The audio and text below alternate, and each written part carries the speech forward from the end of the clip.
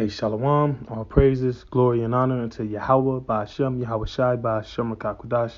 Double honors unto the apostles and elders of Great Millstone, who rule well through the scriptures. Peace to the hopeful elect.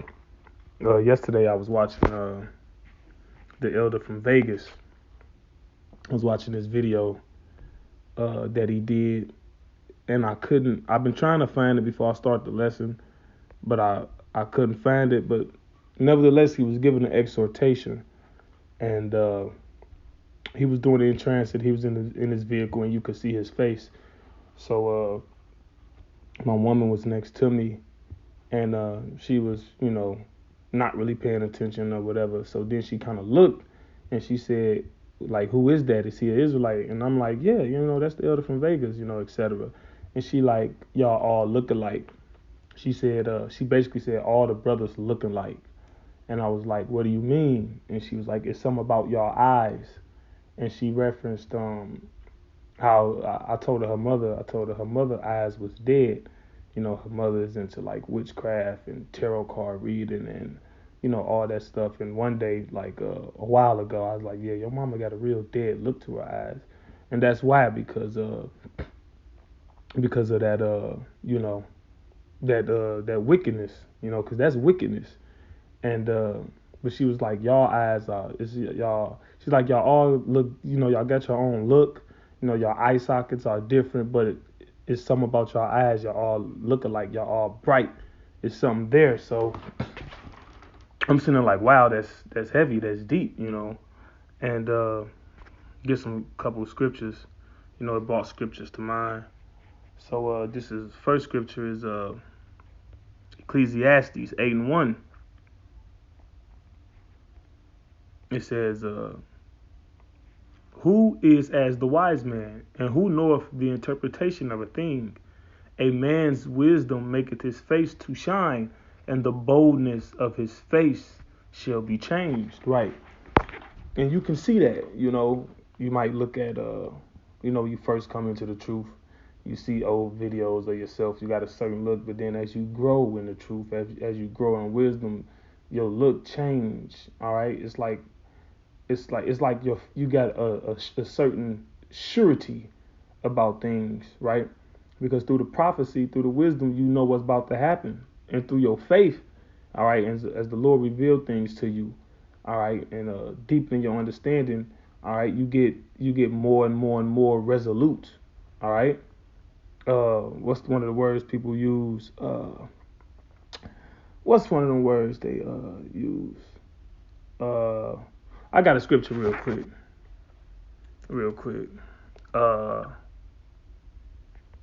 Let me see. Since Psalms, it just came to mind real quick. Oh, yeah. Let me see.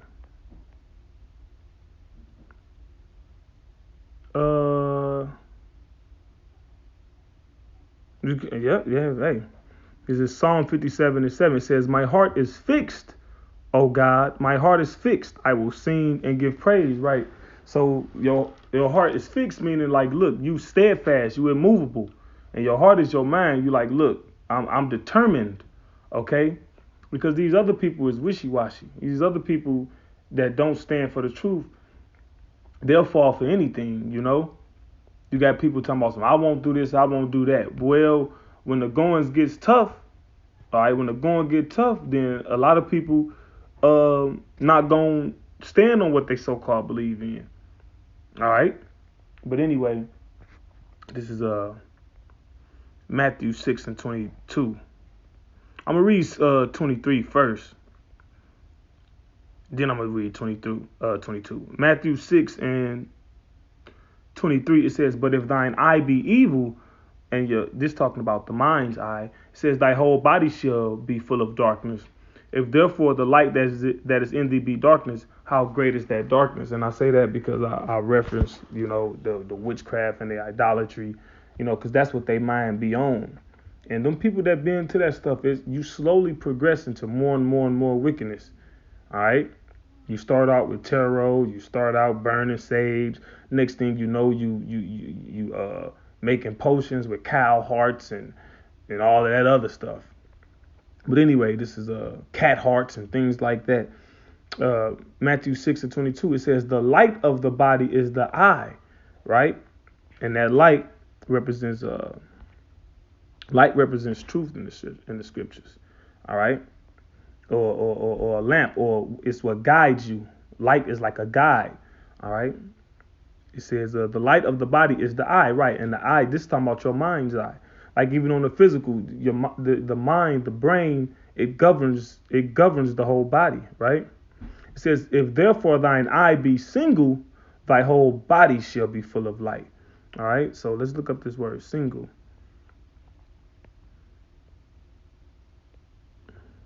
All right, single. Haplous, it says simple, single, all right, whole, good, fulfilling its office, sound of the eye. So if you fulfill your office, all right, if you like the scripture says, love the God with all, love thy God with all thy might, all right, all thy soul and all thy heart, all right. And what's that? How do you do that?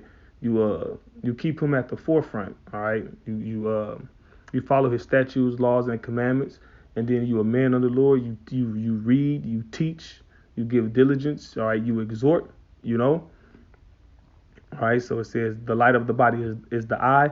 If therefore thine eye be single, thy whole body shall be full of light. So it's 2 Timothy's 2:4. It says, no man that warreth entangleth himself with the affairs of this life, right? Because this life got a lot of different affairs, all right? Different things, mortgage, taxes, insurance, birthdays, and your woman and your kids, things that they might want to do. Now, we still, adhere to some of those things, because having a family and living in this world, you have to be responsible. It requires you to give attention to those things, but you don't give those things your first. All right, those things come second, third, fourth, and fifth. All right, because the first thing that comes is the Lord's office. All right, whatever office that He got you at, that's what comes first. Okay, what He wants you to do towards His ministry. All right, that He may please Him who have chosen Him to be a soldier. Right, so the Lord have chosen us to be soldiers. All right, and soldiers have families. Like when you watch the Dead Presidents, you have the one guy who was always looking at his wife's picture, his family picture, but that's where his mind was at. All right, that's where his mind was at. Now, when you read, let's go back to that Matthew 6:22. We read 21. I'm gonna start at 19. It says, "Lay not up for yourselves treasures upon earth, where moth and rust doeth corrupt, and where thieves break through and steal." Right, because your mortgage, your car insurance, the Pampers and the outfits you bought for this baby shower, all these things gonna be dissolved. All right, the scriptures in Peter says, "Seeing that all these things shall be dissolved," because this world gonna be destroyed. All right, what manner of persons ought you to be in all holy conversation and godliness? All right, so seeing that all these things being dissolved, how much more energy you should put into your first job, your first office, all right, which is being a soldier for the Lord. It says, "But lay up for yourselves treasures in heaven, where neither moth nor rust doeth corrupt, and where thieves do not break through nor steal.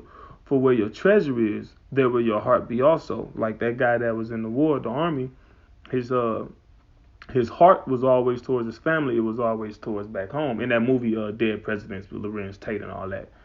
And he rebuked him for that, because where his heart was at, it took him out of, his heart was always on his family, his mind, his kids back home.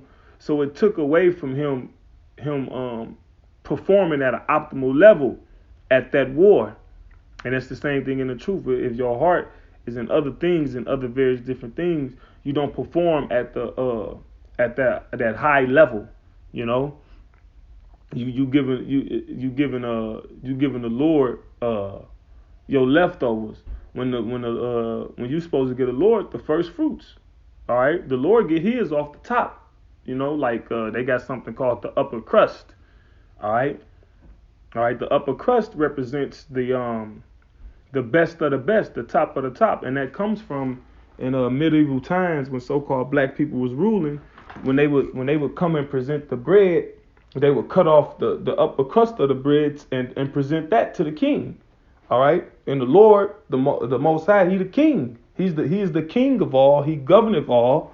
Okay, like the scripture in Sirach says. So He gets the upper crust. He gets your best. He don't get the booty bread. All right, the booty bread stay all the way to the loaf. It'd be the last two pieces of bread, and then you eat it or you throw it away. No, He don't get that. All right. So this is Philippians 3:14.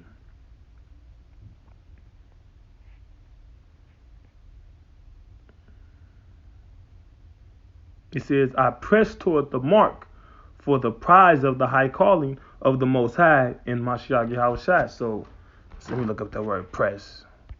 See what that say. And when I was I was watching that video, and I've been looking for it. I couldn't find it. How ironic, right? But all I was thinking about was like, Lord willing, we are those men, and that's what I'm gonna title this lesson, because Lord willing, we are those men. But other like the apostles and elders and the other men been saying it for a while since I came to the truth. It's like other people can see, what I'm saying. People might not be able to put their finger on it, all right, but they know it's something different about you, Philippians 3:14. I press toward the mark for the prize of the high calling of the Most High in Mashiach Yahushua. Let's see what they got. Press.